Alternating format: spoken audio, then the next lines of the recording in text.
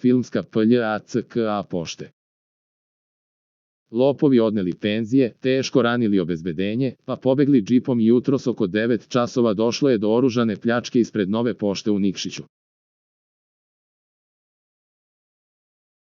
Prema nezvaničnim saznanjima navodno su 3 maskirane osobe sa automatskim oružjem kod službenog ulaza u pošti sačekale vozilo securitija gde se nalazila veća količina novca, valjda namenjena za isplatu penzija.